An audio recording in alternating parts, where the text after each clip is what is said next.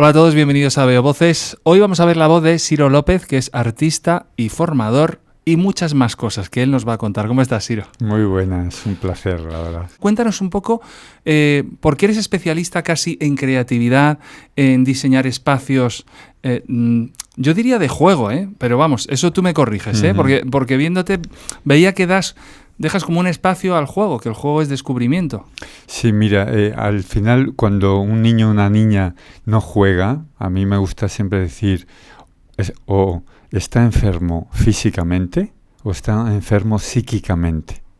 Cuando no nos concedemos socialmente espacios para el juego, y en el juego, en el fondo, el arte tiene esa raíz.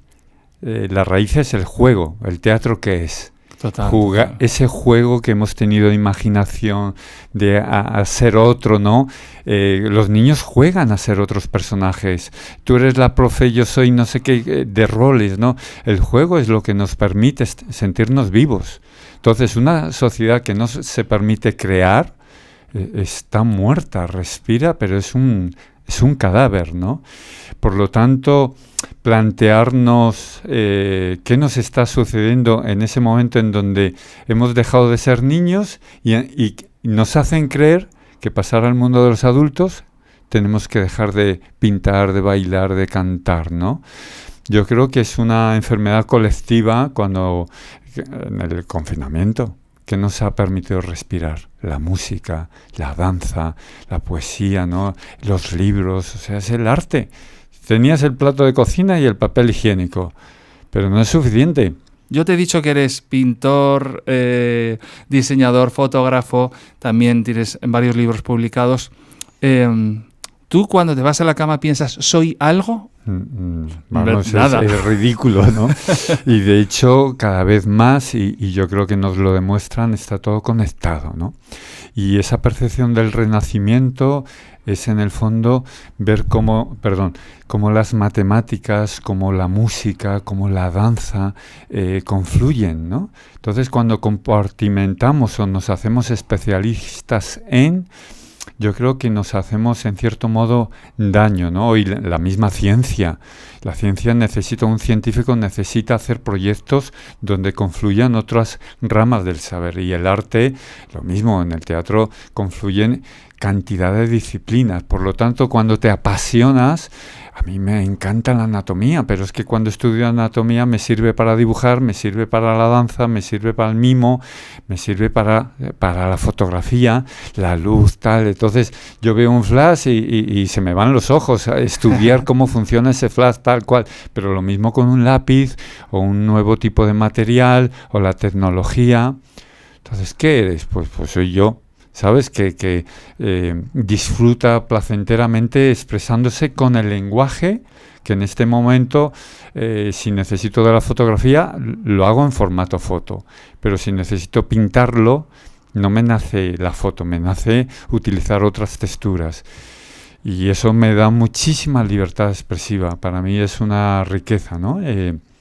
Y es verdad que la vida no te da. O sea, yo necesitaría vivir 3 vidas, ¿no? Para ir, porque tienes que estar en un aprendizaje constante y es increíble el talento que hay también a tu alrededor. Hay gente que es increíble. Entonces, querer aprender para mí es ahí, ¿no? Una persona que disfruta aprendiendo. Mira, me acabas de traer este libro y me gustaría que me dijeras cómo has llegado hasta aquí, por ejemplo, hasta Nos miran. Pues mira, nunca mejor dicho, es un espacio, para mí un libro es poder compartir con lectores y con otra mucha gente. Es el fruto de muchísimos años donde he estado pintando y eso son horas y horas, ¿no? Y para mí es como un proceso colectivo. El cuadro muchas veces se entiende como algo individual. Tú estás solo pintando, es un plomazo, ¿no? Es un aburrimiento ahí, horas y horas. Y sin embargo yo lo vivo como un proceso muy colectivo. Pinto en material de desecho, entonces la persona, mis amigos, ¿no? Me llaman, oye, mira que he visto una lavadora aquí, no sé qué. Entonces, mira esta silla tal, y me envían fotos. Entonces, esa persona, yo siempre digo que está pintando el cuadro, ¿no? o la persona que posa en la sesión de fotos, Claro. o la persona que me ayuda a montar la exposición para las visitas guiadas con los colegios. Entonces ese es un fruto más de ese proceso muy largo, ¿no? De hecho, este libro fue uno de los primeros que fue autoedición, y fue una persona que dijo, mira, eso tiene que estar impreso para que llegue a las escuelas tal, pongo el dinero, ¿no? Yo digo, vamos, Qué bueno. para mí. O sea, al final te das cuenta que hay gente que cree que merece la pena estar en ese proceso y digo, pues sí, este cuadro es colectivo, ¿no? Aquí han pasado por estas pinceladas mucha gente que ha ido dando pinceladas desde el silencio, desde la generosidad, o sea, es una maravilla, ¿no? Y es muy acertado que hables de la obra como proceso colectivo. El otro día estaba aquí Petra Martínez y decía, el espectador es el editor de la obra de teatro. Y me pareció una frase maravillosa. Y te vuelve, lo que te va diciendo el espectador, el público, luego te llega de un modo que retroalimenta la siguiente creación. O sea, es un ciclo de la vida, es como en la naturaleza, ¿no? Que las hojas se convierten en alimento del propio árbol, o sea, es todo un ecosistema, ¿no? Yo digo, el cuadro no finaliza cuando lo firmo. Es ahí cuando se hace libre la obra y pasa a formar parte del público, de los niños, ¿no? Hay niños pequeños que me han devuelto unas frases, un tal que, claro, yo digo, madre mía, es el mejor, ¿sabes?, mensaje que me puede llegar, mejor que cualquier crítica en un periódico. Y dices, y tiene 5 años. Claro, ¿no? sí, Entonces sí. digo, es un lujo, ¿no? Cuando hablabas del ciclo, de lo que te da el espectador, de la retroalimentación, de que es una cosa que nunca acaba para la siguiente obra, yo pensaba, pero tienes que estar también muy atento, ¿no? Pero yo creo que si estás en esa actitud de escucha, de observación y de respeto también por el público y de admiración al público, ¿no? Y cuando digo al público es luego también un público personalizado, con nombre y apellido, ¿no? Que te llega. Y muchas veces no nos llega todo. Claro. Pero es increíble lo que del otro lado se genera. Yo siempre en las escuelas digo, hay muchas cosas que hacemos y que cuando las compartimos, habrá otra escuela en el desierto de la Patagonia de Argentina que dicen, anda, mira lo que han hecho en este barrio, no sé qué, y tú no te has enterado. Pero es una onda expansiva de generar esperanza, ilusión. Y yo creo que hay que estar con esa actitud de respeto y al mismo tiempo de gratitud, ¿no? De muchísima gratitud, porque te das cuenta que esa obra, claro, no tienes una entrevista a todo el público, ¿no? No vas a tener ese café pero se genera, es increíble, ¿no? Esa onda expansiva, el poder que tiene. Por eso muchas veces también la gente tiene pánico a la creatividad, porque tiene muchísimo poder de transformación. Yo creo que es una acción de protesta. La creatividad la entiendo como una acción de protesta contra la mediocridad. Claro. Y hay mucha mediocridad también, que está en el poder y que está generando... entonces, el que se tenga esa onda expansiva, wow, ¿no? Dices, y al mismo tiempo es una belleza, o sea, es maravilloso. Claro, yo dando los cursos de storytelling, de guión, de narrativa, de estructura, casi todo el mundo me decía que yo no soy creativo. Digo, bueno, eso es mentira. O sea, partiendo... No solo es que sea mentira, es que eso no existe no ser creativo. ¿Cómo te das tú cuenta de que la creatividad va a ser el centro de tu vida y vas a tener esa onda expansiva? No sé si es en un momento de la infancia o... Mira, yo creo porque me apasiona todo lo que vas comentando, ¿no? Es un acto de agresión y de castración cuando se le niega a alguien ese proceso de creación, de expresión vital. Es que lo que no expresamos se somatiza. Todas esas emociones que no salen, que no se comparten, sean desde lágrimas, desde el miedo o el enamoramiento, cuando no lo expresas se somatiza, no se enferma. Cuando hay una sociedad, un barrio, una familia, una escuela que te niega esa posibilidad de expresar y compartir tu soledad, tu angustia, tu pasión, tu placer, es un proceso de castración, es un daño, pero también a su vez uno mismo se puede castrar, Claro. Y entonces es que no tengo tiempo, es que ahora ya cuando me jubile me voy a poner a escribir poesía, ¿no? Es que no soy creativo, ¿no? Es que no tal. Es mentira. Es todo un discurso que nos han ido también, ¿no? Lo hemos ido leyendo una y otra vez y no lo hemos creído, ¿no? Yo personalmente desde niño siempre he estado jugando, tal, siempre se me dio bien dibujar y me decían, el niño que dibuja bien. Nunca destaqué con mi dislexia y mi timidez, pues en el cole pues era uno más que dibujaba bien. Y tuve un crack y fue con el teatro. Fíjate tú qué cosas, ¿no? El dibujo, pues bien, pues vale. Pero mi hermano me contó él hizo un curso con Frédéric, un mimo muy famoso que luego falleció en el terremoto de México, y él vino tocadísimo de ese curso. Él se estaba metiendo en esa época, en los años 70 y tal, pues se estaba metiendo en el mundo de la expresión corporal porque estuvo muy de boga, ¿no? Y me lo contó. O sea, yo no vi nada, porque el mimo, ya ves, lo tienes que ver, y quedé prendado. Y entonces yo estaba de aquella en un internado, me levantaba por las noches, estaba prohibido, y me iba a un aula, encendía las luces y las ventanas me servían de espejo. Y yo ahí, pues, a ver cómo podía andar sin avanzar, a tal. Claro, una locura, porque era el cristal el que me hacía de maestro. Y luego ya pude ver algún mimo en la calle, en los programas de Navidad por la noche que hacían programas y aparecía algún mimo, y ahí horas y horas y horas. Y empecé a hacer teatro en el cole y me cambió la vida, porque digo, joder, ¿esto qué es? Porque yo digo, claro, el dibujar es estar yo conmigo mismo, pero es que el teatro, y me empezaron a pintar, oye, venga, pinta la escenografía tal cual, y yo, ¡guau! Y entonces me dio por leer todo lo que había escrito sobre teatro. Meyerhold, me leí todos los volúmenes de Stanislavski. Bueno, soy así, ¿no? O sea, soy muy peligroso porque una vez que tengo foco... Y ahí, claro, me fui metiendo, me fui apasionando, ¿no? Y lo mismo me sucedía con la pintura. Tuve un profesor de historia del arte. Cuando llegó el arte contemporáneo, como no le gustaba, pues que no. Se quedó como mucho en el Guernica y se acabó. Y entonces dije, ¿y por qué a mí esto me gusta? Y no sé por qué me gusta. Y me empecé a leer todas las enciclopedias de arte contemporáneo y las vidas de los artistas. Claro, yo...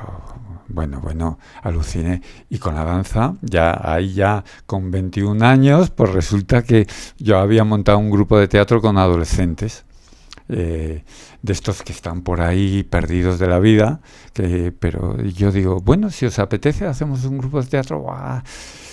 Y yo la danza clásica me parecía una horterada, con el tutú, digo, vamos, que no, porque claro, es como la música clásica, la ves en televisión y te aburre, la ves en directo, claro, se te pone la carne Entonces, y resulta que una profesora de danza, una chica muy joven, dijo, oye, ¿podrías dar alguna clase de danza? Y nos explicó a los chavales y a mí lo de las posiciones, primera, segunda, tercera. No, mira, esto tal, el plié. ¿Ves cuando se te desmorona todo? Qué bueno. Digo, y joder, ¿y por qué nadie me había explicado esto? Y dije, pues quiero hacer danza clásica.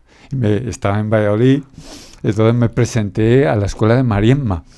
Ajá, tenía una escuela de danza clásica allí en el Teatro Calderón de tal, y yo con las niñas pequeñas y yo con 21 años a estudiar danza clásica, y claro, me enamoré. Y son de esas cosas muy puntuales, pero de decir, lo quiero hacer. Y no es tanto si voy a vivir de ello, que para mí es muchas veces esa parte comercial, o eres el mejor o lo tuyo no es el arte, ¿no? Y digo, ¿y a cuenta de qué? Cuando estaba viendo también algunas de tus publicaciones sobre cómo transformas los espacios para que los niños o los adolescentes o los chavales tengan una experiencia pedagógica, educativa, que no sea tan carcelaria, yo voy a decir así porque a mí me parece carcelaria. Sí, tal cual. Me ha interesado mucho. ¿Cómo llegas también a yo qué sé, no sé si llamarlo diseño urbanístico de los espacios de educación. Sí, ¿o? fíjate, ahí, claro, yo he sido muchos años profesor. Y siendo artista, pues una de las cosas que yo cuidaba muchísimo, yo no podía dar clase sin acondicionar el aula. Es como un cocinero la cocina. Claro. O sea, no puedes. Entonces, eso lo hacía por necesidad vital y por intuición. Pero luego siempre me decían, encárgate del teatro, de los festivales, de no sé qué y tal. Y entonces siempre, pues yo montaba un grupo de teatro con las familias y con los alumnos, por separado, pero involucraba a la familia. Y durante meses acondicionaba el teatro, que siempre estaba muy descuidado.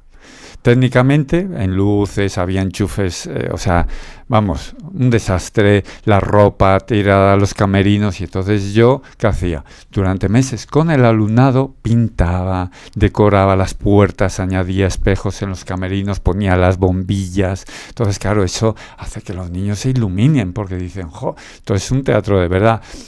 Y una vez que estaba todo limpio, acondicionado, tal, empezábamos el proyecto teatral. Claro, eso que yo hacía por intuición, en los últimos años empecé a investigar. ¿En qué medida el espacio, qué papel juega en la creatividad? Tanto de artistas como en las escuelas. Y empecé a viajar por todo el mundo a visitar escuelas que realmente tuviesen espacios que dices, ¡guau! Y me di cuenta que aprendí mucho también de las peores escuelas. Claro. Y hay muchas escuelas y en nuestro país hay patios que son peor que Alcalá Meco. Yo he visitado prácticamente todas las cárceles de España, no por las pintas que podría, sino haciendo mimo. O sea, me han invitado muchísimas veces y siempre que me han invitado digo, encantadísimo. Creo que es de los mejores públicos. Es espectacular. He hecho mucho teatro también en cárceles. Es increíble. Y es espectacular. Que como es un público tan generoso, porque saben que si estás ahí es porque has querido estar. Claro, y a la vez tan punky, ¿eh? O sea, sí, es muy exigente porque no te perdonan, o sea, te miden, ¿no? Es como el alumno cuando entras por primera vez a dar clase. Te están escaneando y te criban, juegan contigo y tal. Total que hay cárceles que están mucho mejor que muchas escuelas. Y digo, no puede ser que estemos tratando así a nuestros hijos. No porque las escuelas tengan que estar peor. Digo, las cárceles tengan que estar peor. No, es que no. Esto nos tendría que dar vergüenza que un aula de secundaria, segundo de la ESO, esté así. ¿Qué delito ha cometido un adolescente para que le metamos ahí? Entonces, lo que estoy haciendo en los últimos años es ayudar a los equipos directivos, a las escuelas, a generar espacios de creatividad. Yo siempre digo, tú entras a una cocina, tú ves el tipo de cuchillos que hay y sabes qué cocinero hay, por el tipo de herramientas. Y al profesorado le digo, tenemos el cerebro que tenemos por las herramientas, es decir, total, por las manos. Y esas herramientas que nos permitieron evolucionar, resulta que entramos en las aulas y no hay herramientas. Es un desierto increíble. Entonces, ¿por qué te va a querer escuchar si lo tiene todo en su móvil? ¿No? ¿Qué le añade la escuela? Claro que es fundamental la escuela, pero así no. Y bueno, estoy en ese proceso, ¿no? Y has dicho que has sido profesor muchos años. ¿Profesor de qué?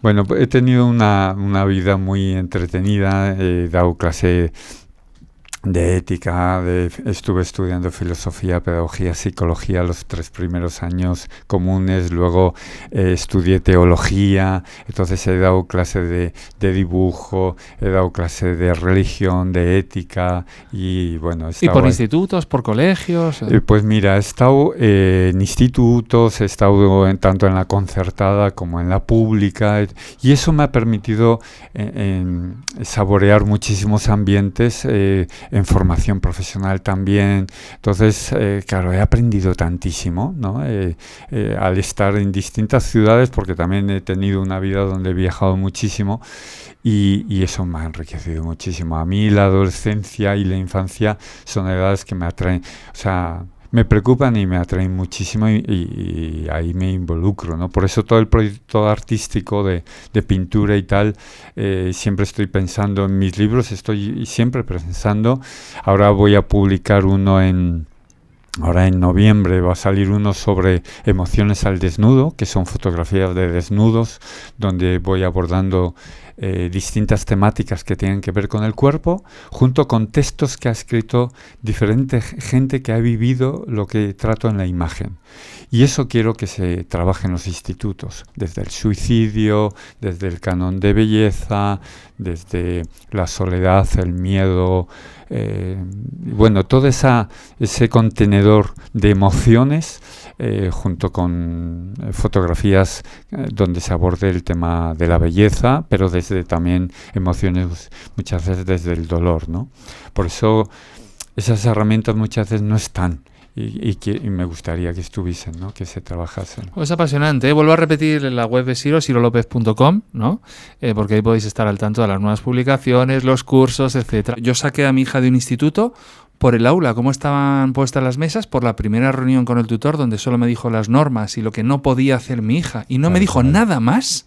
Solo lo que no puede hacer mi hija, y va a estar aquí 7 horas al día en un sitio que era espantoso y que tiene unas posibilidades de arreglo tan buenas, con tan poco dinero o nada, que podría ser un espacio que digas, joder, cómo me mola entrar aquí, porque bueno, las ventanas bien, tal, aquí se va a morir como si fuera una planta. Sí. ¿No piensas que está muy bien que crees y diseñes estos espacios, pero que tendríamos que tener una visión más global? O sea que... Mira, al menos en mi modo de trabajar, no es que yo voy a crear un aula específica. Para mí es toda la escuela. Claro. Tiene que ser toda la escuela. Te pongo un ejemplo, el patio. Si en el patio el modelo es el monólogo del fútbol, y la única propuesta de juego libre que presentamos, y por lo tanto hay muchas niñas y también niños que no se identifican, les gusta el deporte y les gusta lo corporal, pero no se identifican con ese tipo de conflictividad que acontece en el fútbol. Y la única propuesta es estar sentados, conversando o callejear un poco por una superficie lisa de hormigón. No un día, semanas, meses, años. Entonces, cuando yo digo espacio de creatividad, entiendo toda la escuela. Claro. Y el patio también. Donde tú puedas tener un espacio en el patio donde tú puedas cantar. Nunca lo hemos tenido tan fácil tecnológicamente. Un enchufe y con muy poco dinero tú puedes tener calidad musical. Y que suenen los bajos y que tal cual. Y que puedas leer, un espacio lector. Pues yo, por ejemplo, insisto mucho en los cuartos de baño. Total, de los colegios. Total. Yo insisto muchísimo en los comedores, que parecen granjas de pollos. Total, eso como letrinas. Buche, ¿no? Sí. Entonces, eso es degradante, o sea, eso es un atentado contra. Por lo tanto, cuando digo creatividad es generar un espacio que te escucha, que te respeta tu diversidad, donde un niño, si quiere estar solo, pueda y no tenga que pedir permiso, sino que tú estés confiando y delegando la responsabilidad. La responsabilidad está en el niño, que sea autónomo y autosuficiente, y por lo tanto no es un aula donde yo lo pongo potito, como muchas empresas, ¿no? Pero luego te obligo a meterte en esa celda y que cuando tenemos una reunión, no sé qué, no sé cuántos, nos vamos a ese aula, sí, VIP. Sí. Claro, eso es postureo, ¿no? Es como cuando en algunos sitios tenemos huerto escolar, ¿no? Y ponemos unas regaderas, llevamos a los niños, nos hacemos unas fotos para Instagram y ya tenemos huerto. No, perdona, un huerto no es eso. Claro. Eso es postureo, ¿no? Y entonces, esas tendencias modas, lo mismo el teatro, ¿no? Antaño, en los años 70, los mejores teatros estaban en las escuelas, porque se entendía que era una herramienta pedagógica. Hoy ya no hay ni tan siquiera se concibe un espacio teatral. Las nuevas escuelas que se están construyendo no tienen teatro. Y como mucho, un lugar para dar una conferencia, y la gran innovación es un croma. Hombre, porfa, ¿sabes cómo te digo? Total. A mí eso me duele porque te dices, no estamos entendiendo pedagógicamente lo que necesitamos, ¿no? Profundamente. Entonces hay cosas del ayer que tenemos que recuperar y cosas del hoy que evidentemente nos lo ponen muy fácil. Porque hoy un micro de estos puede estar en las escuelas. Podemos tener una radio. Nunca ha sido tan fácil tener una radio, ¿no? Claro, un podcast como esto. Mira, claro. Estados Unidos, que nosotros nos fuimos 3 años a la costa oeste y es un país tremendo, o sea, es brutal.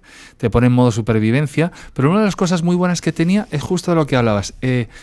no había concepto de patio, sino de lo que está en el exterior y lo que es en el interior. Y cómo se utilizaba y cómo se compartimentaba, pero de una manera que ordenaba espacios para la creatividad. De repente había el open mic donde tú podías cantar con escenario los miércoles, tal, y vamos todos a ver quién cantaba, porque incluso no se sabe hasta el último momento. Estaban el espacio donde se podía bailar, estaban los clubes donde se podía leer, pero se organizaba, o sea, te decían, mira, aquí puedes hacer todo esto que a ti te mola hacer y que sabemos que te gusta hacerlo. Vas a conocer a otra gente que te gusta, que puedes hacerlo. Estaba muy organizado por clubes, aunque parezca muy anglosajón. La experiencia de mi hija, por ejemplo, en el conservatorio, fue que pudo relacionarse incluso... Marina viene pues de un ambiente agnóstico nuestro, y se pudo relacionar con distintos grupos de distintas religiones que en el fondo la enriquecieron muchísimo más su visión cosmogónica, ¿no? Para decirlo de una manera pedante. Y yo decía, joder, qué cabrones en esto, porque en el fondo lo que te dan es el espacio, te dan la oportunidad. No eres un friki porque de repente quieras improvisar o cantar. Lo del monólogo del fútbol ha sido una tragedia para muchos chavales que decían, hostia, si no hago fútbol. Cuando hablas de no poner bonito las cosas, pero de que los chavales creen un espacio, una atmósfera, para que luego allí puedan crear, es algo que yo creo que es una tragedia urbanística. Lo comento con Olga, con mi chica, constantemente, pero no solo en las escuelas, es que es en las calles, las aceras. Es como si es un atentado. En contra de quien lo habita.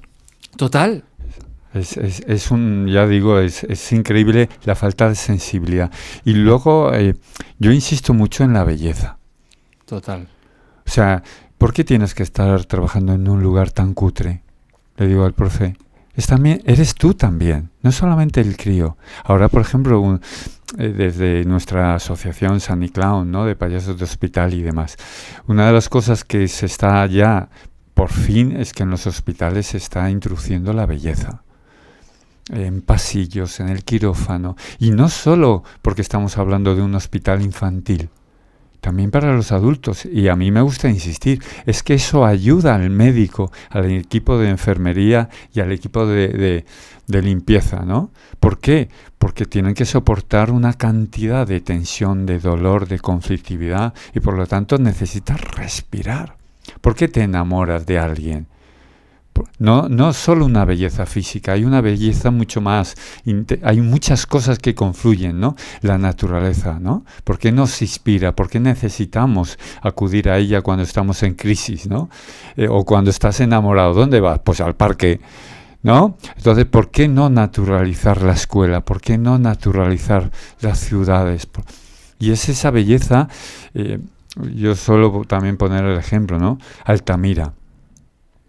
Tenían ya tecnología, estaban diseñando esas puntas, ¿no? Tallando, y hoy sabemos que contenían la proporción áurea. O sea, no es solamente la efectividad de que pinche, claven y maten al... No, es que cuidaban la proporción. Dices, ¡guau! ¿No? Bien, vale, tecnología. Pero esa tecnología evoluciona, esa herramienta se hace todavía más eficaz a lo largo de los siglos, pero sus pinturas siguen siendo tan impactantes ayer como hoy. Esos bisontes te ponen, vamos. Entonces, esa estética trasciende. Entonces, decir, es que hay adolescentes con un talento brutal. ¿Qué es lo que no tienen? Los retos. No les hemos ofrecido la oportunidad de que nos digan.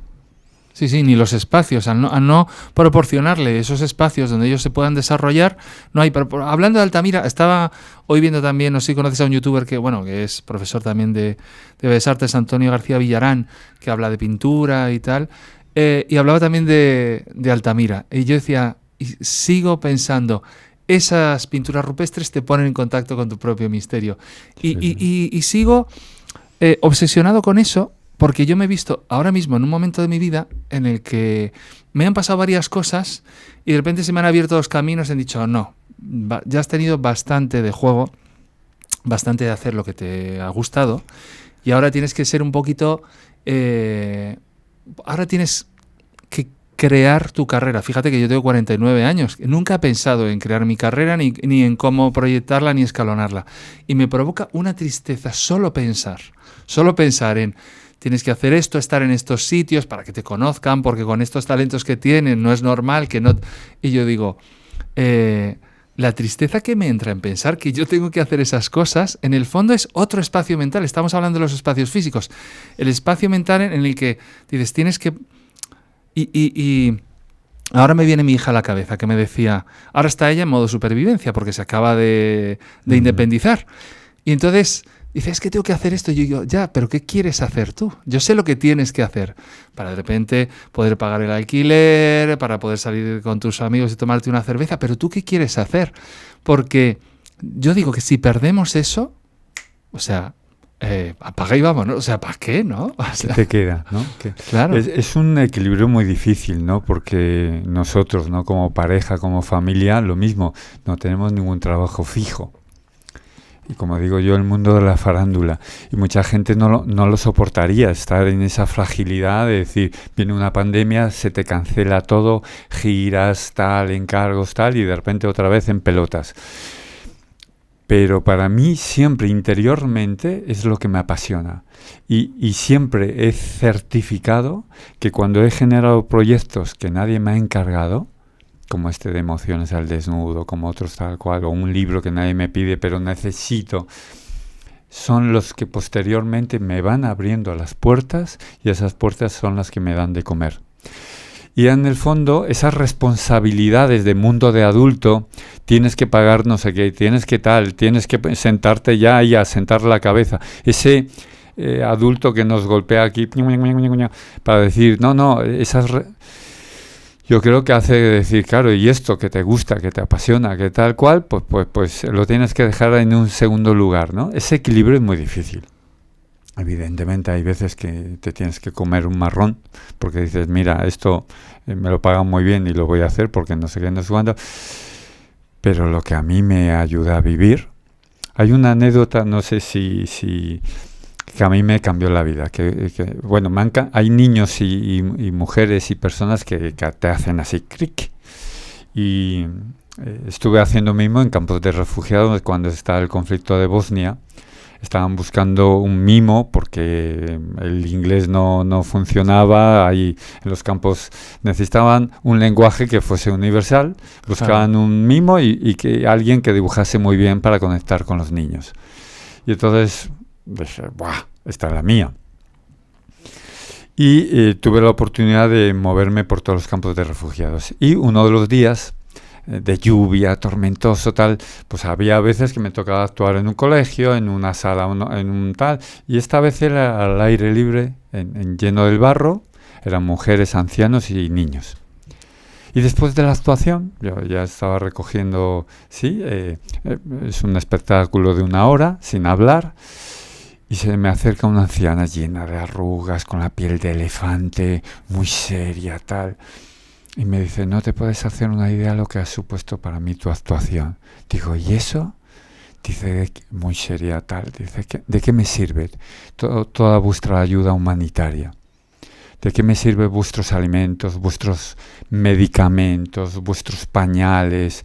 ¿De qué me sirve todo eso si no quiero seguir viviendo? Y ves aquel niño de allí, es mi nieto. Hoy quiero seguir luchando porque hoy ha vuelto a reír. Y yo, claro, por dentro, mira, tiritando. Digo, el poder que tiene una nariz. Total. El poder que tiene la belleza, ¿no? ¿Cómo llegas a eso? Algo que el mundo de los adultos no te permite. Ser payasos, jugar, ponerte a escribir un guión, una idea que no es rentable económicamente.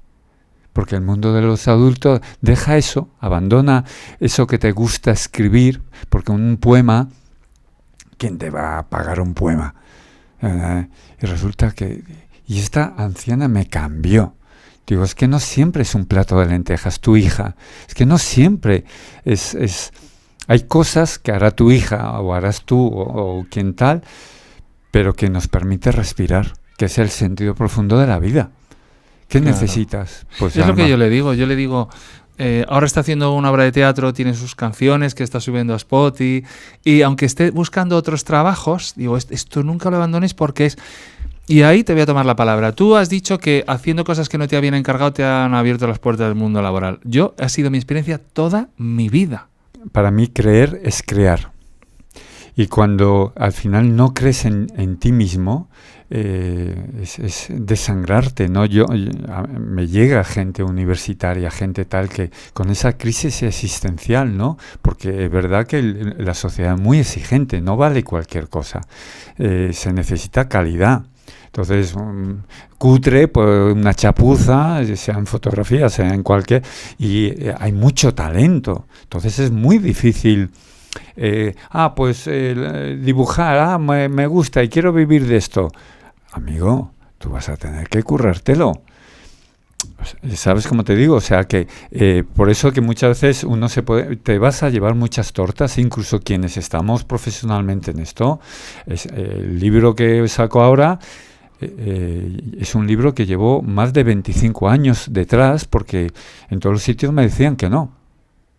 Claro. Que era muy bonito tal, pero muy atrevido, y que entonces esto, como que eso no se podía publicar. O sea, no siempre es fácil, pero cuando uno se dice quiero y se lo trabaja y te dan tortas, pero sigues ahí, o sea, nadie dice que esto es jiji, jaja.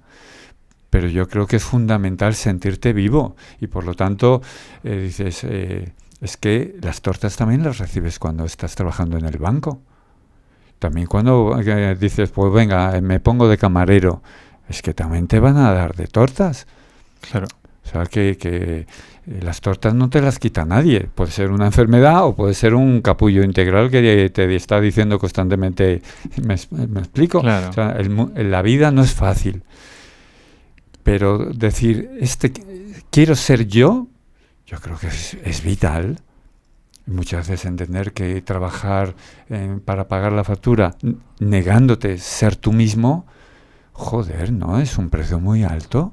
Muy alto. Ese precio no se puede pagar. Yo lo tengo clarísimo, ¿eh? Cuanto más años cumplo y cuando hablo con mis hijos y yo debería hacer esto, digo, no. O sea, es que quiero decir, venimos de un entorno muy privilegiado, podemos hacer miles de cosas. Cuando a mí me interesó la fotografía, me fui a estudiar por todo el mundo con Rinko Kawauchi, con Alex Soth, estuve con Michael Ackerman porque me volví loco, igual que tú te leíste todas las biografías, digo, yo ahora ¿cómo no voy a hacerlo? Si tengo la posibilidad de hacerlo. A mí, yo me considero una persona apasionada. Eso es, apasionado me gusta más que obsesivo. Sí, me apasiona. Entonces, claro, tengo multitud de focos al mismo tiempo, ¿no? Me pasa cuando leo, los libros son uno de mis vicios, pero estoy leyendo cosas de biología, de neurociencia, de arte, o sea, tengo una diversidad que dices, pero tú te estás volviendo tarumba, ¿no? Pero es que me apasionan las plantas, me explico, claro. Veo una herramienta, veo una cámara, veo un tal y me apasiona. Entonces, y no lo veo como una pérdida de tiempo porque estoy picoteando en cantidad de cosas, es que es placer.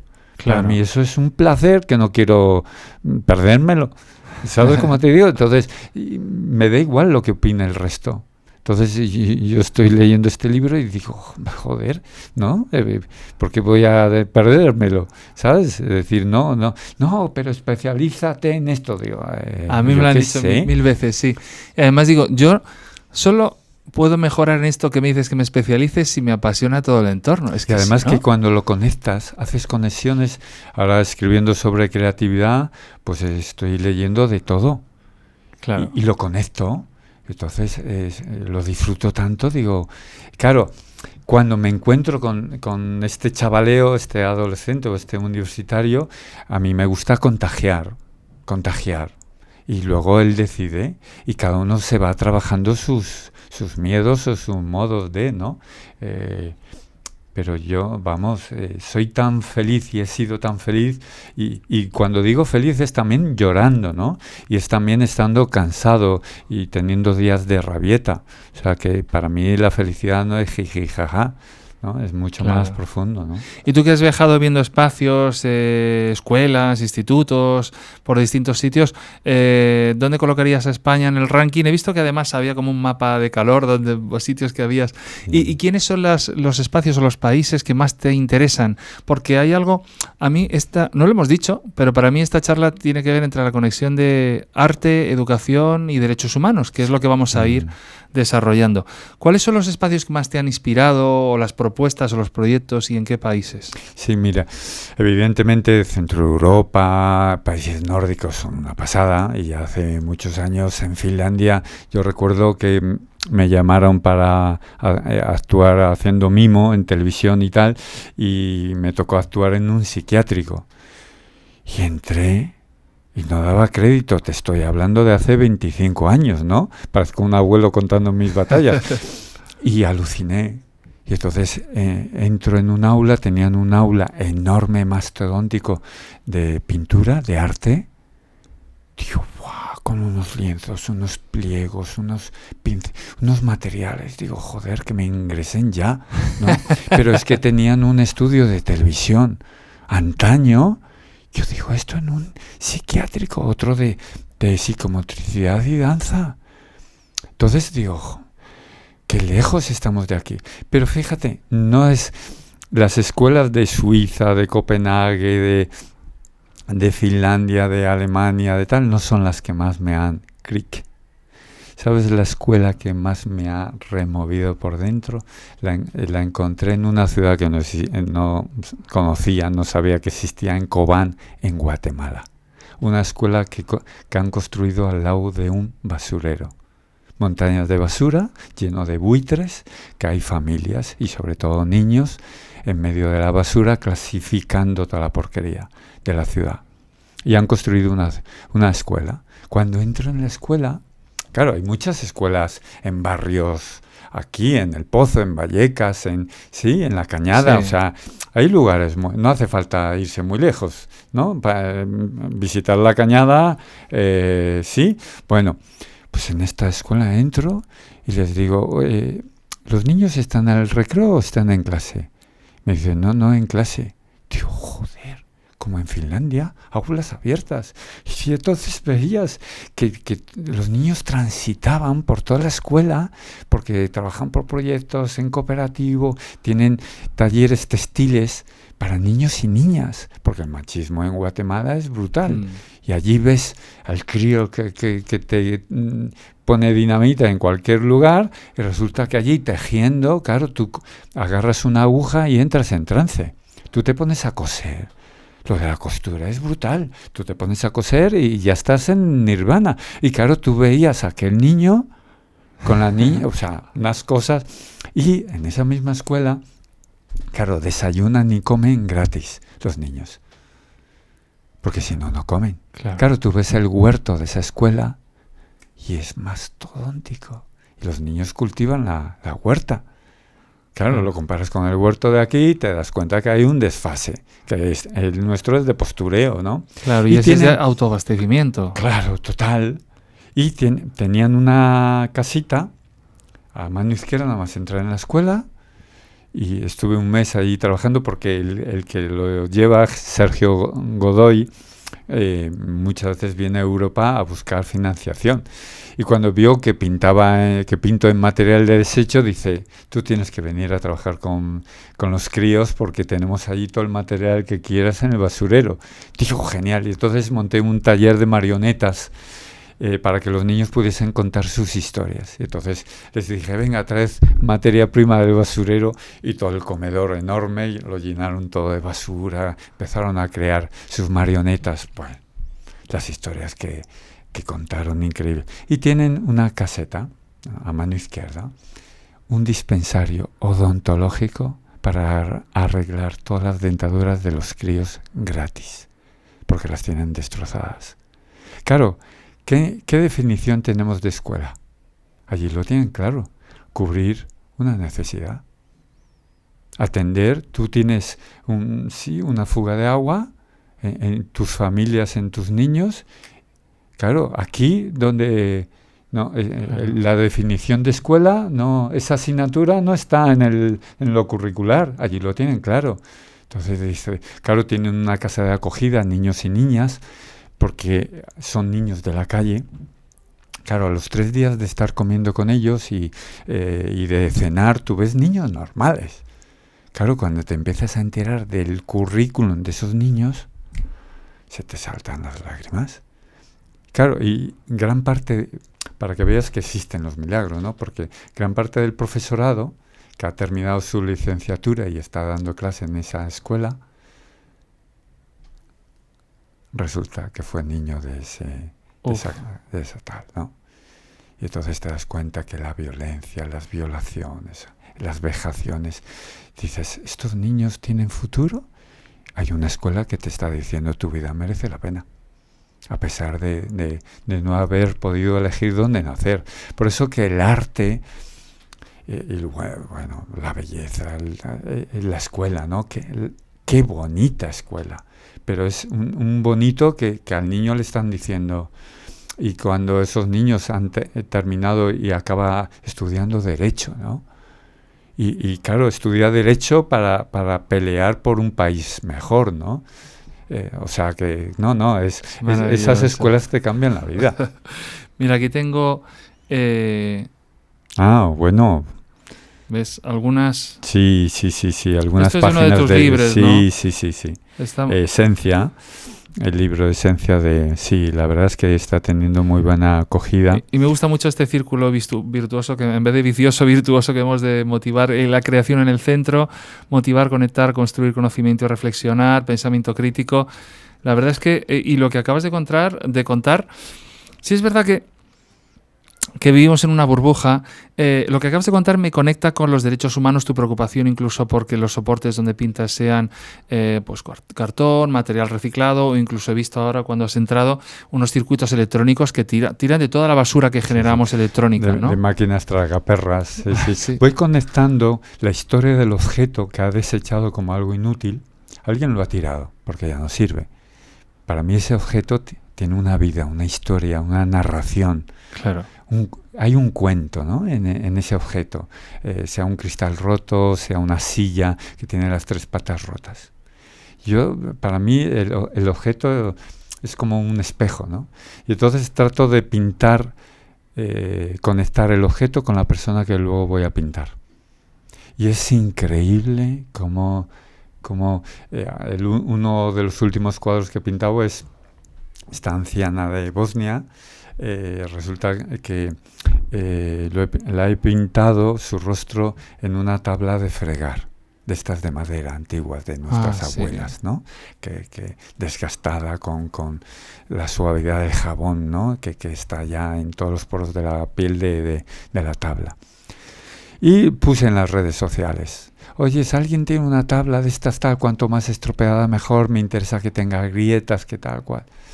Y me lo comparte, bueno, pues tengo la tabla que la tengo aquí guardada de mi abuela, y luego ella misma me comenta, ¿no? Como esa tabla la tiene en su casa porque es toda una historia de cuando ella ha tenido un momento de crisis, de lágrimas, y el fregar le servía de terapia, ¿no? El focalizar claro. Todas sus tristezas con el agua y con las manos, ¿no?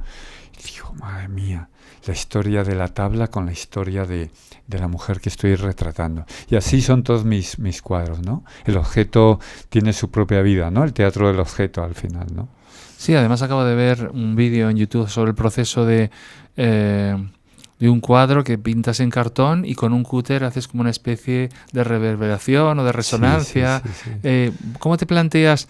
¿Por qué dices, necesito con el cúter hacer...? No es un borrador, es reflejarlo de una manera y con el óleo de otra. Sí. Fíjate, cuando estuve, ese anciano lo conocí en la India. Son personas reales con las que me voy encontrando. Y tú haces foto y te la traes para retratar, ¿no? Entonces, por un lado, si son personas que digo, oye, o que encuentro en la calle, o que son amigos, tal, y les pido que posen, o personas que me he ido cruzando en los viajes, ¿no? De forma fortuita o lo que sea, y Y este anciano me encontré con él en Bombay. Tuve una experiencia muy, muy, muy espiritual. No estuvimos hablando en absoluto, no sé inglés, esa es mi gran laguna, mi gran pobreza. Y en la India, la gran parte de la India tampoco sabe inglés. Entonces cuando nos encontramos, porque son claro, millones de personas con unos dialectos es increíble, ¿no? Entonces me encontré con él y nos estuvimos comunicando con la mirada. Y de repente, bueno, le pedí permiso, le hice unas fotos, bueno, una dignidad con tantísima pobreza, una dignidad. Entonces cuando, claro, pintar su tristeza, su pobreza, su fragilidad y su fortaleza entre cartones, porque es que hay mucha gente que vive entre cartones en la India, en mitad de las alcantarillas, en mitad de los laterales no sé si has tenido oportunidad, ¿no? En la India es brutal, es lo mejor y lo peor. Claro, yo tenía muchas ganas por esto del yoga. Practico yoga desde los 15 años, entonces yo tenía la India de forma idílica y me llevé unas tortas porque claro, me fui a trabajar a un basurero y ¡buah! Lo pasé muy mal, muy mal. Y entonces quería pintar entre cartones, porque creo que me indigna mucho, me hace sentirme impotente cuando veo a alguien durmiendo en la calle. Y me siento impotente porque digo, no sé qué hacer y bueno, lo llevo muy mal. ¿Y el sistema de castas también supongo que...? Sigue claro. Existiendo porque a pesar de que hay una ley que lo prohíbe, te das cuenta que es una frase que no es real. Bueno, te podría hablar horas de mi experiencia de la India. Al pintarlo, cuando ya lo estaba pintando, digo, esa parte de por un modo de decir dibujar con un cúter. Digo, porque es un acto de agresión y digo, nunca he dibujado con una cuchilla. Digo, es una agresión, ¿no? Que tengamos personas que duermen en la calle es un fracaso como sociedad. Es como cuando vamos a un país y hay niños pidiendo en la calle. Aquí, pues esto no se ve, pero es como un niño que suspende en un cole, es un fracaso de la escuela, no del niño, de la escuela, porque ese niño es inteligente. Hay algo en el sistema que no le está permitiendo. Bueno, total. Entonces digo, venga, voy a dibujar la misma persona para que fuese evidente que esa tristeza es un fracaso de todos. Que llegar, es que muy fuerte en Vallecas, ¿no? Yo suelo ir perdona que vaya saltando. No, a mí me encanta. Pero, se celebra el mercado todos los martes en Villa Vallecas, se hace un mercado. Y voy al final, porque es un campo de batalla. De cajas de fruta, de plásticos, de cajas de zapatos, y siempre hay objetos rotos, tal cual, que me sirven de inspiración para mis creaciones, ¿no? Y siempre encuentro ancianas recogiendo la fruta que han arrojado, porque está destrozada y se tira. Alguna anciana que va recogiendo. Digo, que alguien llegue a ese momento de la vida y tenga que estar así. No lo entiendo, no tengo neuronas para entender eso. No lo entiendo. O sea, nos sobran, se tiran toneladas de tomates porque no son estéticos. O sea, por lo tanto, no hace falta ir a Bombay. No hace falta viajar a la India porque eso está aquí. Entonces, quise dibujar esa sensación me indigna, ¿no? De violencia sistémica, de maltrato, y que nos estamos acostumbrando, ¿no? A que haya todo un barrio que esté sin luz todo un año. Y esto no es ni de izquierda ni de derecha, esto es de sentido común. Perdona, pero no lo entiendo. Me cabrea, ¿no? Entonces, toda esa rabia, pues necesito pintarla. Qué bueno. Yo digo qué bueno porque es verdad que cuando estabas pintando con el cúter, con el cáter, ¿no? Era agresivo. O sea, a lo mejor puedo poner alguna imagen aquí en esta, una cortita, ¿no? Para que se vea. Sí. Yo lo pasé muy mal porque me siento te sientes agresor. Es como cuando interpretas un personaje de un capullo integral. Claro. Es jodido porque ese personaje te acompaña.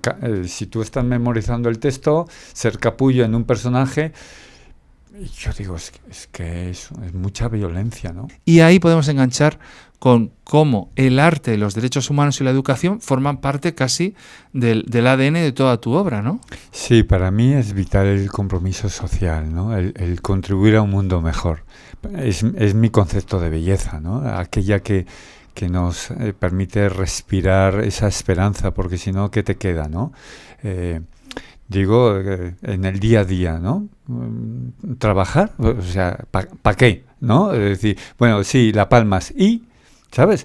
Y me gusta muchas veces decir, bueno, ¿hay que esperar a tener un accidente moto para preguntarse cuáles son tus prioridades?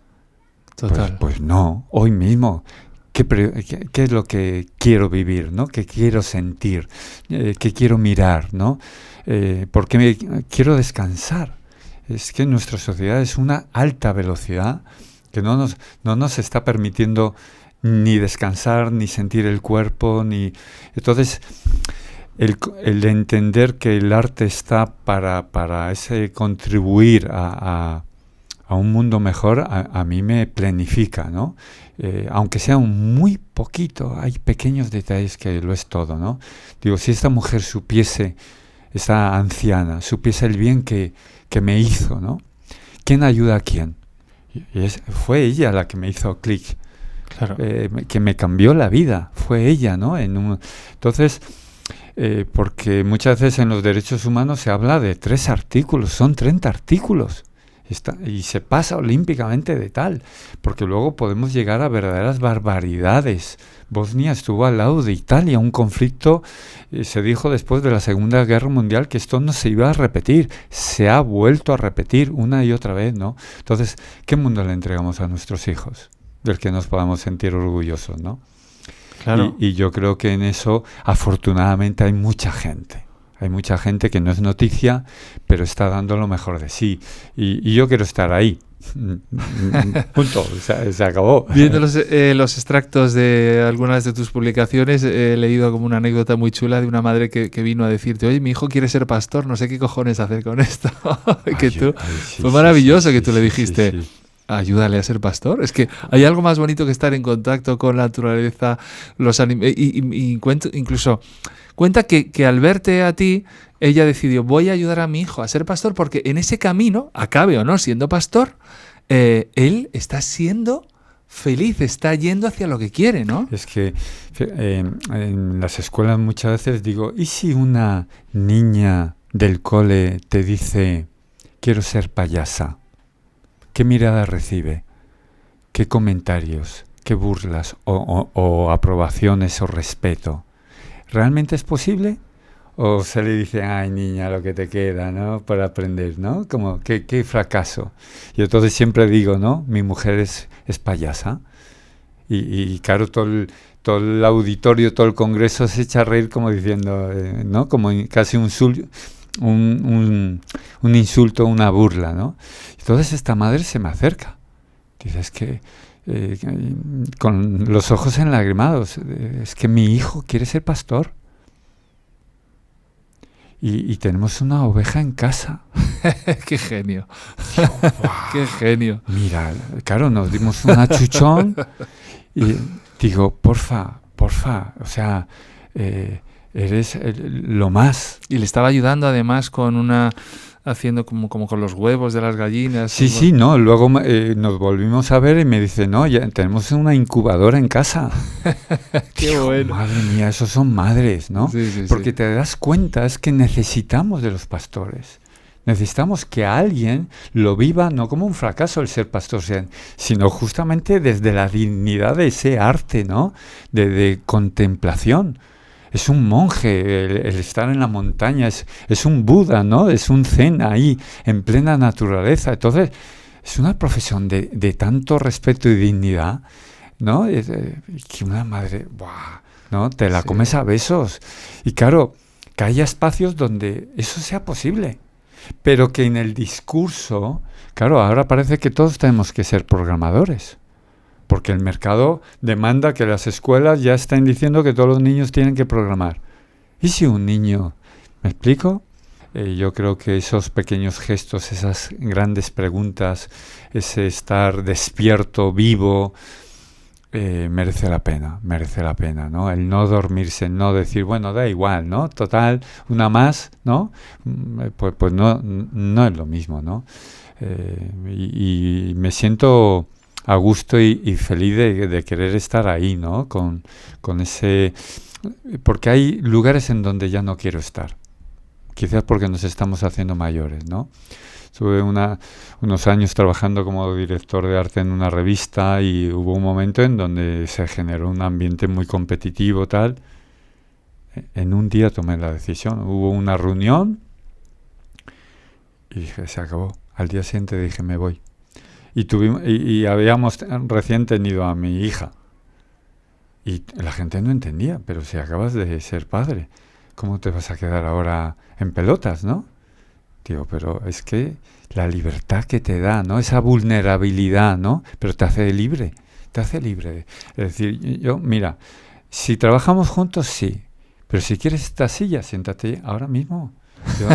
Me pasa igual. Pelearme, ahora no quiero trabajar con determinadas personas y estar... que esa energía ya no la quiero vivir. Entonces quiero rodearme de un contexto, de un ecosistema en donde lo disfrute el día a día, ¿no?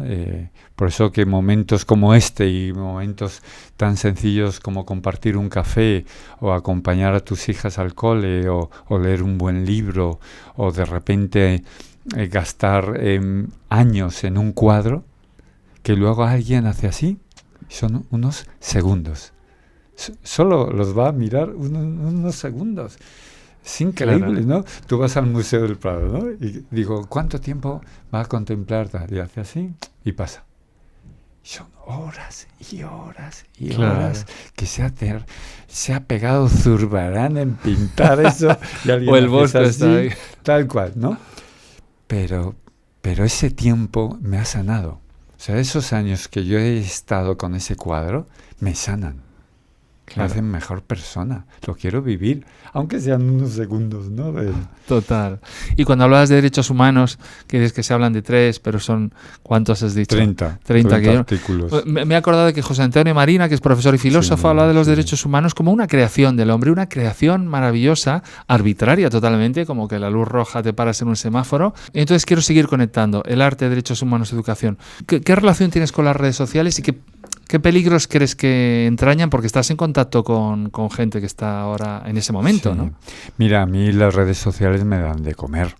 O sea, tanto Instagram como Twitter o YouTube. Para mí la tecnología, de hecho, yo le dedico todos los días 1:30 a estudiar tecnología. O sea, y me encanta la tecnología, pero también soy muy crítico. Porque son herramientas que no nos han permitido... No hemos tenido tiempo para saborear ese equilibrio ético entre lo que nos ayuda, nos hace bien, o lo que nos hace daño. Al igual que otras cosas, hemos tenido como humanidad un proceso, ¿no? De averiguar qué nos hacía daño o no. Esto es a tal velocidad que una nueva generación de repente se encuentra con una herramienta y si no tiene un acompañamiento, un contexto, unos referentes, pues le puede destruir.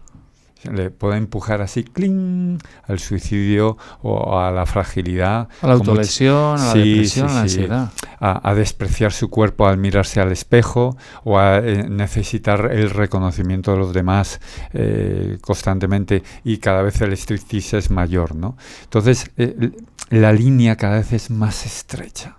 Me encanta que hayas dicho striptease, porque estaba buscando un título para una nueva obra y que se llamaba Porno Doméstico, y digo, no quiero que se llame Porno Doméstico, no por mí, sino por los programadores, y creo que voy a utilizar el striptease. Sí. Yo tengo una pantomima que es un striptease. Es un striptease. Que me voy quitando todo y no se ve nada, son solo gestos y la gente te acaba viendo desnudo total, ¿no? Claro. Es muy divertido. Sí, Y yo creo que, fíjate, el comportamiento de los adultos en las redes sociales. No es ya el adolescente, nosotros mismos. Te das cuenta que hay gente muy mayor, con mucha carrera, mucho título, y que hace unas tonterías. No tonterías porque se hace el besito en redes, no. Dices, pero ¿cómo cuentas esto, no? ¿Cómo compartes algo que tú saldrías por la calle enseñando tus fotos? No. Pues porque lo haces en las redes, ¿no? Si no sé Claro. qué. Tú irías por la calle contando tu dolor porque lo compartes en redes, ¿no? Y te das cuenta que no nos hemos permitido un tiempo para reflexionar qué nos ayuda y qué no. Y aquí, pues, claro, es que va a tal velocidad que nos podemos dar de tortas, claro. Bueno, y eso conecta con otro tema que me interesa mucho, que es cómo el arte te acerca a la espiritualidad. Porque yo he visto aquí, por ejemplo, que tienes... sí, casi... el de... El libro de Cuerpo y Sangre y Cara y Cruz. Sí, claro, sí, que sí. es que son libros incluso que se acercan a la espiritualidad desde un punto de vista casi marketingiano y crítico, ¿no? Sí. O sea, ¿qué papel crees que juega la espiritualidad en gente que está creciendo cuando el mundo material de los likes, de la dopamina, del exhibicionismo, en el que yo de repente tengo unas movidas conmigo mismo, digo, qué exhibicionista, qué ególatra, ¿por qué he compartido esto? Justo de lo que estabas hablando. ¿Cuál es mi motivo? ¿Por qué necesito esto? ¿Por qué estoy enganchado a que estén mirando una cosa que yo nunca enseñaría, como acabas de decir? O sea, me has dejado hecho polvo, porque estaba repasando mi feed de Instagram, digo, es que yo lo sabía, qué asco. ¿Crees que nos falta espiritualidad, ya sea una religión que tenga sus dogmas o una manera de conectar contigo mismo? Para mí está muy conectado, por ejemplo, voy a buscar una metáfora con el tiempo, ¿no? Es tal cual. Cuando hay una alta velocidad es como un termómetro de la escasez de espiritualidad. Y la espiritualidad no tiene nada que ver con lo religioso. Fíjate lo que te estoy diciendo. Pero lo religioso viene de religar, de que religión. Respirar, ¿no? Puede que sí, puede que no.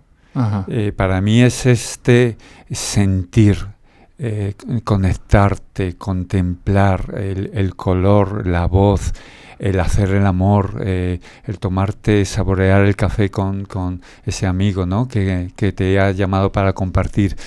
Ese conectarte, ¿no? Es una conexión brutal con todo el universo. Entonces tú te das cuenta que cuando la gente contempla un paisaje, una puesta de sol, clic. O sea, ping, la mente hace cling, es pura trascendencia. Pero ya digo, no estoy hablando de una divinidad triangular, estoy hablando de que hay una pling. No sabes muy bien, contemplas el fuego, estás con las chuletillas, ¿no? Y la gente de repente hace cling y se queda atontada con las llamas, ¿no? Esa conexión. Y la mente... ¿qué hace? La mente está activa como el corazón, está todo el día ahí, sí, pero en activo hace clean. Sí. Y entonces nuestra vida, nuestro modo de vida en una sociedad de consumo no nos permite conectarnos con el otro, con el crío, con el anciano, con el petirrojo que se acaba de acercar un poquito más, ¿no? No hay tiempo. Y no hay tiempo no hay espiritualidad. Y entonces buscamos alternativas. Entonces esa alternativa muchas veces para sentir lo mismo hormonalmente, químicamente, porque esta espiritualidad es hormonal. Es una química de nuestro cerebro, es electricidad pura, ¿no? Es energía. Entonces buscamos recursos para sentir lo mismo, para estar con ese... puede ser el alcohol, puede ser una droga, puede ser no sé qué, puede ir de tiendas, ¿no? Necesito ir de tiendas hoy, ¿no? Porque necesito sentirme vivo. Y claro, cuando te encuentras gente que lo que hace es, ¿no? El coraje, la valentía de desprenderse, ¿no? Porque está sintiendo esa plenitud. Dices, joder, ¿no? Pues hay gente que vive así, que es capaz de encontrarse con esta profundidad de vida, ¿no? Para mí la espiritualidad va por ahí, no es tanto un tema de litúrgico, ¿no? Sí, que los ritos nos vienen bien porque los ritos nos conectan con la comunidad. Hace patente, ¿no? Escenifican, es ese gran teatro de escenifican la necesidad de celebrar la vida, celebrar la muerte. Claro. Pero claro, para celebrar ese dolor o ese quererte, tienes que antes vivir ese Claro. amor, ¿no? Yo estoy muy en contra de la introspección porque nunca encuentro nada. Claro, yo lo vivo, o sea, para mí el proceso de creación es puro trance. Claro.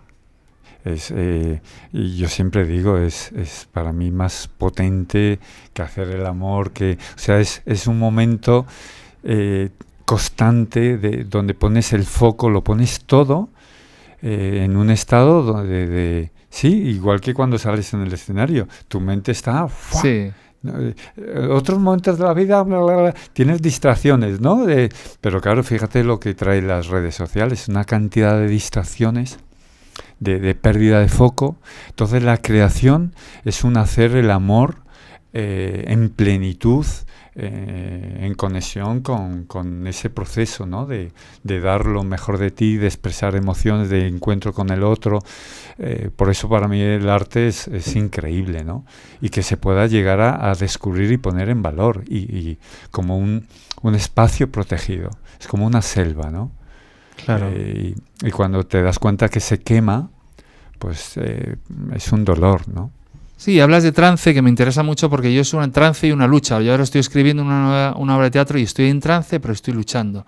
O estoy con un diálogo con un espectador imaginario, con un programador imaginario, con la mercantilización de lo que estoy escribiendo. Quiero decir que sí tienes todos los puntos de vista porque ya llevas muchos años en esto y estás viendo. Entonces, es muy bonito cuando el trance gana a la lucha y dejas de pensar en todos esos ruidos, porque cuando estás siempre proyectando cuál va a ser el aspecto final de lo que estoy escribiendo, porque el teatro tiene otra cosa, es verdad, cuando tú sales en escenario es trance y ya está, es flow. Sí, sí. Ahí los previos, el nervios, esto, lo otro, sí, tal, los preparativos, oyes el micro, tal, ¡pum! Pero lo pisas el ¡pum! Escenario y se acaba. Y esa caja, ¿no? Esas paredes y esa oscuridad, pero que tú estás viendo al público, ¿no? Es negro, pero lo escuchas, lo percibes. Hay una comunicación increíble y es todo negro. La cuarta pared es brutal, ¿no?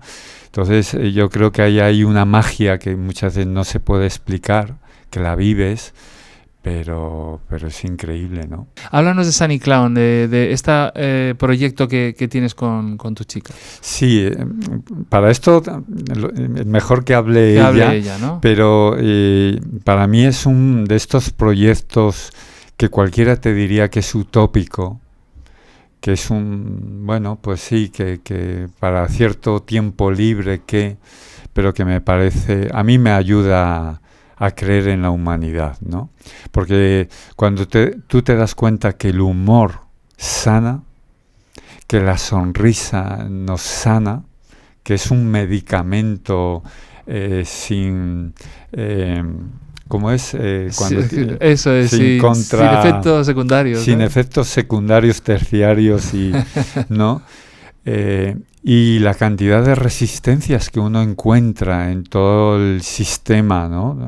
Afortunadamente poco a poco los hospitales se van abriendo en esto, ¿no? Porque se entiende que hay otras prioridades. Y entender esto no solo para niños, porque Sunny Clown está trabajando también con adolescentes en psiquiatría, que es otro mundo que parece que no existe. Pero es increíble, ¿no? Cómo están aumentando los suicidios, que se trabaja también con adultos en diálisis, en tal. Entonces, es de una belleza y al mismo tiempo te ríes y lloras a la vez, ¿no? Porque cuando estás acompañando en paliativos, pues muchas veces no quieres estar ahí, ¿no? Porque tú tienes niños como padre, dices, es que hay otro que está viviendo algo que tú no quieres ni por asombro pensar que eso existe, ¿no? Claro. ¿Sabes? Un yang y un yin muy, muy, muy doloroso, pero al mismo tiempo de una belleza, de una alegría existencial, ¿no? Por eso son proyectos que a mí me ayudan a creer en la humanidad. Sí. y a crear en la humanidad, como dices tú. Sí, tal cual. Sí, yo creo que tanto a Vero y a mí es lo que nos enamora, ¿no? Y a mí es lo que me enamora de Vero, ¿no? Su opción vital, ¿no? Junto con otros proyectos también como profesora teatral, etcétera, etcétera, ¿no? Sí, yo estoy enamorado y estoy ahí de soporte logístico porque es ella, ¿no? Y claro, creo que tiene que ser ella. Yo estoy ahí a lo que haga falta, ¿no? En la trastienda, que hay que diseñar un cartel, ¡pum! Que hay que no sé qué tal, que hay que lo que haga falta, pero yo creo que es una historia muy bonita, como dicen en Argentina, muy linda, ¿no? Que es una palabra muy, muy linda. Pues ya hablaremos entonces de San Nicolau con Vero, sí, por favor. Y podremos profundizar más en eso. Hablando contigo, sí que he sido muy consciente de cómo yo rebajo todo este lenguaje, el lenguaje de atrévete a desarrollar tu creatividad en la vida. No tiene por qué ser en las artes escénicas, en la música, puede ser en cualquier disciplina, en los servicios, en la ingeniería. Lo hemos hablado aquí, yo creo que lo hemos demostrado. Entonces tú me has empujado como para decir de manera rotunda que es una tristeza y, como tú decías, es un fracaso renunciar a tu propia creatividad. Tú que eres artista, eres docente y estás comprometido con los derechos humanos, ¿cuáles son tus próximos proyectos? O sea, ¿en qué estás para terminar esta charla? ¿Con qué sueñas últimamente? ¿Y cuáles son también tus pesadillas? ¿Qué te da miedo, si es que tienes? Que yo tengo muchos miedos, soy muy fatalista. ¿Y qué cosas te ilusionan mucho? Bueno, me enamoran cantidad de cosas y cada vez me voy enamorando de más proyectos. Suelo llevar 6 o 8, 10 proyectos a la vez. Joder. Entonces, ¿qué pasa? Que hay proyectos que en tiempo, por ejemplo, ahora estoy haciendo un proyecto fotográfico sobre libros. El libro como objeto, los libros, ¿sabes cómo te digo? Entonces voy haciendo fotos y voy buscando gente y voy pidiendo, ¿sabes? Y entonces eso no sé para qué, ¿no? Nunca estoy pensando si esto va a servir para algo o no. Me apetece hacerlo, lo hago, ¿no? Estoy ahora escribiendo otro libro sobre creatividad y, por lo tanto, como se ha escrito muchísimo, quiero aportar algo que no se haya hecho, ¿no? Estoy también investigando sobre el románico, es otra de mis pasiones, todo el tema del arte, la Edad Media me apasiona, entonces soy muy friki en eso. Hice un máster de estudios medievales y estoy ahí de la tira de años, claro, recorriendo, documentando. Yo me meto en una biblioteca y desaparezco, es así, ¿no? Entonces es otro de los proyectos. Con lo de la pintura, pues ahora en breve tendré una exposición en Cataluña, en Barcelona. Qué bueno. Y entonces varios cuadros están yendo itinerantes por varias escuelas de Cataluña. Entonces todos los niños se ponen a crear a partir de los 3 cuadros que visitan.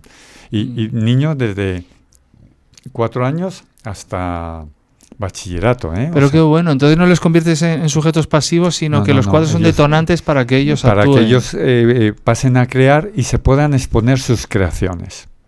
Y que ellos vayan creando a partir de las temáticas, de las preguntas, ¿sabes? Sobre lo que sea, ¿no? Hay un cuadro que es una mujer empaquetada que he pintado en una caja de cartón, de estas de Amazon dentro, ¿no? Y el título es Ama sin ser amada. Y ella está desnuda. Y esto, niños de 4 años. Y dices, pero si eso es para mayores. Es increíble, ¿no? Los niños cómo responden, qué preguntas hacen, tal. Y luego cómo crean. Es brutal. Y ahora, pues eso, en febrero montaré toda la exposición, que es todo un camión enorme de tal. Y lo mismo, se van a hacer talleres, visitas, conferencias, jornadas para abordar el tema de arte y escuela. O sea que estoy bueno. Ahí, no me aburro, no. Ciro, ¿no me vas a hablar de tus miedos o de tu fatalismo? Bueno, miedos, fíjate, es algo que no he tenido miedos. Te voy a contar cuando me invitaban a ir a un país en guerra, yo me apuntaba, pero como a la aventura, ¿sabes? O sea, venga, ¿teniendo ya hijas? No. Ajá. Y ahí viene la cuestión. Yo me apuntaba, guau, ¿no? Quería vivir, venga a las cárceles. Claro, luego llegué a mi primera cárcel y se te desmorona todo, ¿no? La primera cárcel en el Dueso fue un éxito brutal. Yo tenía muchísimos miedos porque digo, me van a poner de tonto perdido, mimo. Si fuese música heavy todavía, maricón perdido, digo, me van a insultar y tal. Y fue maravilloso, pero en la siguiente cárcel lo pasé fatal. O sea, de esto, claro, te das cuenta de que la vida te da de tortas, ¿no? O en los institutos, chavales, adolescentes, que cada día de clase, de tortas. Entonces, cuando tengo mis hijas, unos miedos que jamás, tío, pero como mi mente, cruzar la calle. ¿Tú lo puedes creer? A mí igual. O sea, un bebé, claro, tú tienes un bebé. Digo, ¿pero esto qué es? Digo, si esto no me lo han contado. Claro, yo escuchaba a las madres, a las mujeres embarazadas, y me emocionaba porque eso no lo puedes vivir. Y los padres, como somos tan sosos, pues claro, no se verbaliza. Digo, joder, ¿pero esto qué es? Yo una cosa, digo, madre mía. O sea, un antes y un después. Pero, amigo, los miedos. De repente cruzar la calle, y no con la bebé, yo solo, y hacía así, miraba para arriba, para abajo, o sea, cámara 360 grados, porque digo, no me puede pasar nada. Totalmente. Conducir, temblando, despacito, parecía un abuelo de 80 años, y entonces no me reconocía, porque digo, yo no he tenido miedos, y de repente ahora estoy cagao, o sea, no hay día que no esté temblando tal cual. Estoy mirando, escaneando toda la casa para que no haya ningún objeto pequeñito. No sé qué. O sea, no me reconocía. Y ahora me sigue pasando. Mi hija adolescente y de repente notó, digo, ¿sabes? Y digo, claro, me lo tengo que trabajar. Digo, esto me tengo que hacer terapia. Porque esto me tengo que trabajar mis patologías. Pero ¿de dónde me vienen si no las tenía? ¿Por qué de repente ahora sí? Y eso es muy jodido porque te das cuenta que hay cosas que te vienen y no te las esperabas. No te las esperabas. A mí mi chica me ha dicho también, a terapia, estás acojonada y nunca has sido así, siempre has sido muy libre. Me alegro tanto de que compartamos miedos y esto no estaba, no lo habíamos hablado para nada. Debe ser algo también muy natural, esta cosa de la fragilidad, ¿no? Claro, y un rol que no pensamos que íbamos a hacer, que es de padre protector, porque yo pensaba que iba a ser el padre que trabaja fuera de casa, trae el dinero, los velaciones del vaso. Como nosotros no hemos sido ese tipo de padre, hemos descubierto una afectividad con los hijos maravillosa, al mismo tiempo ha traído unos demonios, yo creo, que es muy interesante, porque has dicho, me lo tengo que trabajar y hay que trabajarse. Hay que trabajárselos porque los proyectas, porque ¿no? Tal cual, y se hace un daño terrible y luego los hijos no nos pertenecen, son ellos, su vida es su vida. Y te das cuenta que yo estoy constantemente queriendo evitar que vivan pues un fracaso, un no sé qué, un tal, porque queremos lo mejor. Sí. Y dices, pero es que así no se ayuda, ¿no? Sí, es muy difícil porque nadie te educa para ser padre. Claro. Y es todo un reto, ¿no? Oye, pues muchas gracias, Ciro. Por favor. Nos vamos a cenar. O sea, un rato, de verdad, a mí, ¿ves? Son de estas cosas de entrar en profundidad, así, sin preparativos, a mí son los regalos de la vida. Entonces, de verdad, gracias por este regalo. Nada, muchas gracias a ti, Ciro. Voy a dejar aquí la web para que la gente... Sí, y al Instagram, como hay varios Ciro López, es verdad. Y periodistas y cosas así, que muchas veces me traen de la calle de la amargura, ¿no? Es verdad. Pues nada, _Ciro López, _ en Instagram y demás redes, y un placer. Muchas gracias, de verdad. Muchísimas gracias. A ti.